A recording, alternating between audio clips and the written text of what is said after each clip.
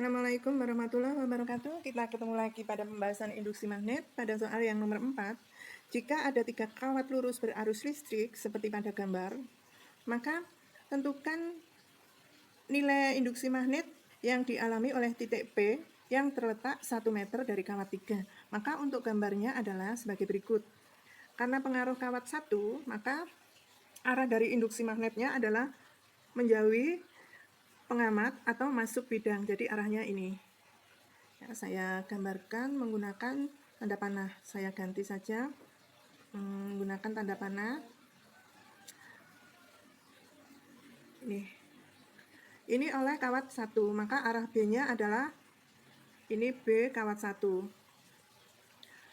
Kemudian pengaruh dari kawat 2 itu sesuai dengan kaidah genggaman tangan kanan.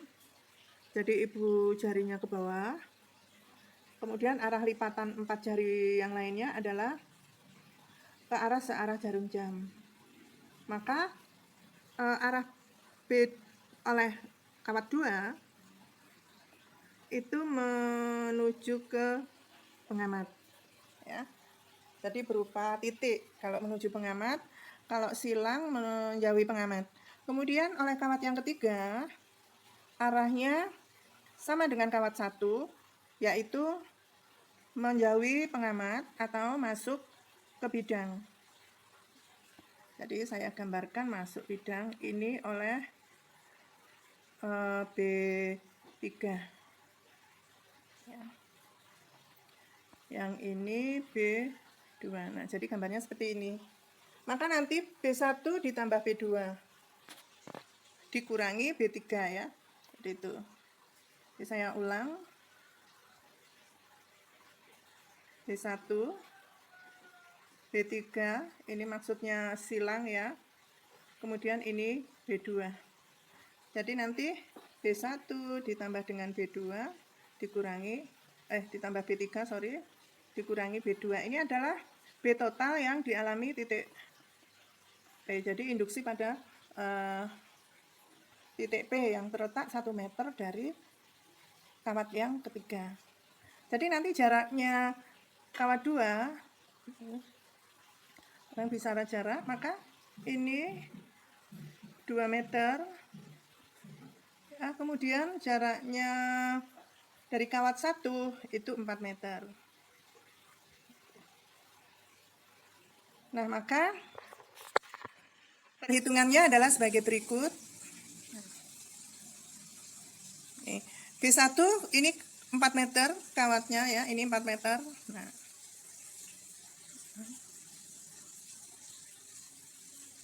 meter, kemudian ke B2 itu 2 meter, dan B3 dia 1 meter. Kita hitung satu-satu sehingga menghasilkan ini.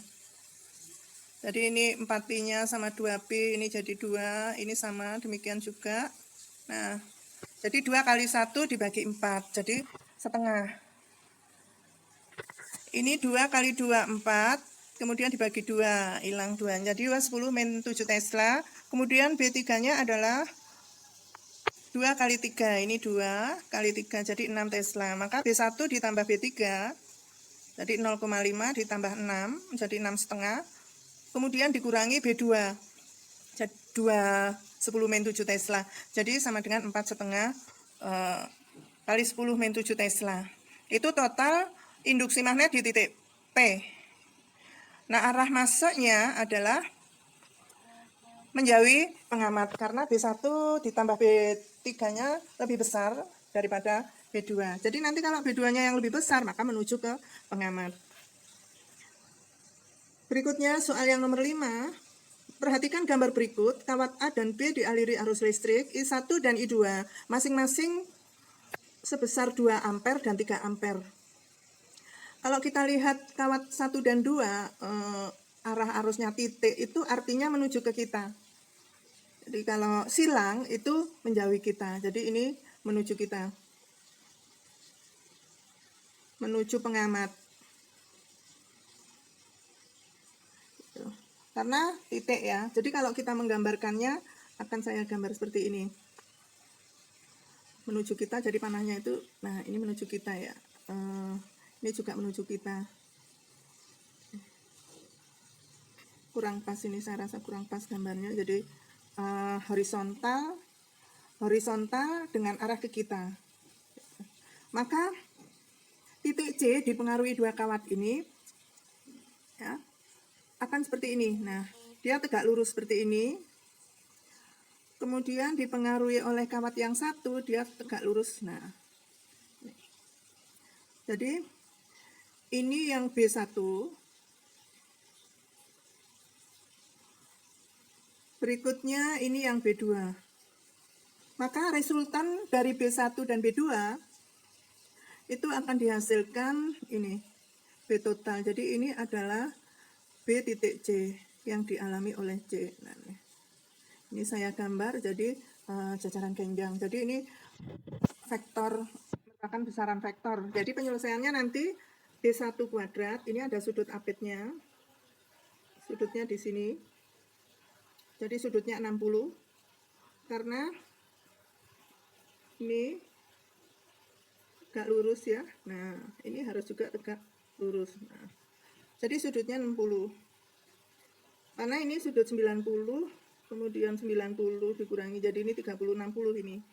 60 dengan 30. Maka B1-nya sama dengan, BC-nya sama dengan akar dari. Nah, B1 dikuadratkan, ditambah dengan B2 dikuadratkan, ditambah B1 kali B2 kosinus 60. Ini yang kita hitung. Jadi akan ketemu B pada titik C, B totalnya. Karena ini bentuknya vektor. Kalau misalnya masuk dengan keluar, berarti yang seperti soal sebelumnya, itu kita jumlah secara aljabar. Tapi kalau seperti ini bentuknya B1 dan B2 membentuk sudut, maka penyelesaiannya secara vektor dengan melihat sudut apitnya ini berapa. Kebetulan ini 60. Jadi ini 60 derajat. Gitu. Jadi kita tinggal ngitung. B1 ya kita hitung biasa, mu 0 I per 2 pi A, 1. B2 mu 0 I per 2 pi A2. Jadi jarak C terhadap titik B 2. Jarak C terhadap titik A itu juga 2. Nah, kita hitung seperti ini. Jadi B1 mu 0 I per 2 pi A 1. Ini. Jadi jaraknya 2 juga. Ini jaraknya juga 2. Tapi karena arusnya beda, I1 2 ampere, I2 3 ampere, maka hasilnya ini. Nah, maka totalnya adalah B1 kuadrat ditambah B2 kuadrat ditambah 2B1 B2 kosinus 60. Iya, tambah 2 ya. Ada 2 tadi penjelasannya Bu Mei, kurang, ada 2-nya. Jadi ini 2E kuadrat itu maksudnya X-nya itu 10 min 7 untuk mengganti 10 min 7. Jadi 2E kuadrat. Ya, 2E kuadrat, 3E kuadrat, 2 kali 2X, 3X. Kosinus 60 itu setengah. Nah, sehingga menjadi 4E kuadrat, 9E kuadrat, 2 kali 2, 4, kali 3, 12, dibagi 2, jadi 6E kuadrat. Jumlah jadi 19E kuadrat, E kuadratnya ini di akar jadi X, akar 19. Nah, sekarang X-nya dimasukkan 10 min 7. Jadi ini adalah harga total induksi magnet yang dialami titik C, karena kawat A dan kawat B yang arahnya arusnya menuju ke pengamat. Nah, sekarang berapa sudutnya? Sudutnya kita menggunakan, saya menggunakan tidak seperti ini ya. Jadi kalian ada ini, maka saya menggunakan cara lain, aturan sinus. Jadi kita lihat di sini. Ini harus tegak lurus ya terhadap titik B, karena ini nanti mutarnya ke sini. Nah, dengan sumbunya B. Berikutnya yang untuk terhadap A ini, nah ini juga harus tegak lurus. Jadi ini tegak lurus. Nah, nanti ini sebagai seolah-olah ya, sebagai sumbu putar dia muternya ke sana. Nah, maka saya tunjukkan menggunakan cara aturan sinus seperti pada matematika.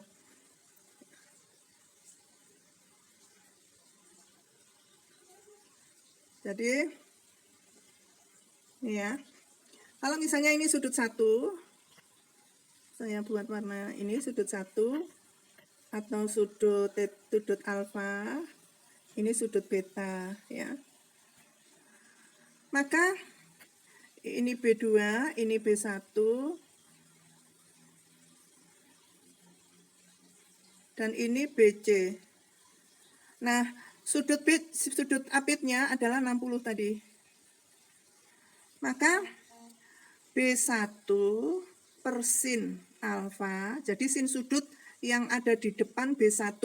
Jadi B1 berhadapan dengan sudut alfa, B2 dengan sudut beta. Maka di sini B2 dibagi dengan sin beta sama dengan ya, BC dibagi dengan sin 60. Nah, ini menggunakan aturan sinus. Kita pakai aturan sinus ini. Nah, saya ulangi, B1 dibagi sin sudut alfa yang di depannya atau berhadapan, B2 ya, dibagi dengan sin sudut di depannya ini. Kemudian BC dibagi dengan sin 60 atau sin sudut apit B1 dan B2. Nah, kita hitung sekarang. B1 tadi 2, 10. Nah, 2, 10 min 7 ya, ini B1-nya. Jadi 2, kita pakai 2 aja. Kemudian sin berapa ya? Sin yang alfanya yang kita cari. Kemudian BC-nya itu akar 19 dibagi sin 60. 60 ya.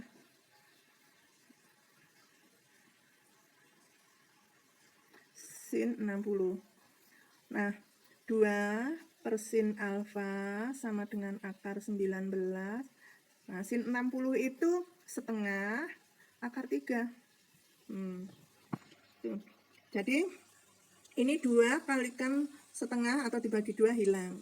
Jadi, sin alfa sama dengan, saya geser ke sini, sin alfa sama dengan akar 3 dibagi dengan akar 19. Ini sekitar 0,829 gitu ya. Jadi sin alfa sama dengan 0,829. Jadi harganya itu sama dengan kalau kita menggunakan ini. Jadi ketemu sudutnya nanti adalah 53 sama ya. Jadi ini sudutnya ketemu ini.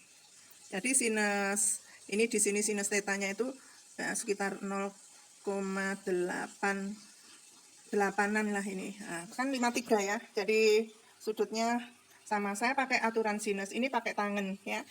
Itu untuk penjelasan yang nomor 5. Berikutnya untuk untuk soal yang nomor 6.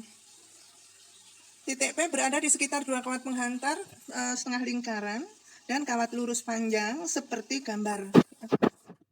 Titiknya yang ini, titik P. Nah, jadi dia dipengaruhi oleh kawat yang hijau warnanya dan yang biru. Tentukan kuat medan di titik P. Nah, sekarang kita tinjau yang hijau saja dulu. Jadi kalau arahnya itu arah arusnya ini ya, ini arah arus.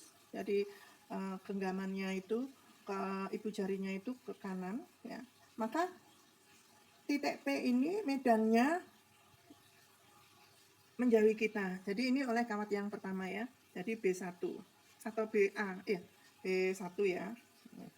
Nah, sekarang kalau kita tinjau kawat yang biru, jadi kita tinjau yang biru, maka arah arus 2 ampernya ini 2 ampere ke atas genggaman ini, maka arahnya menuju kita. Nah, ini oleh B2.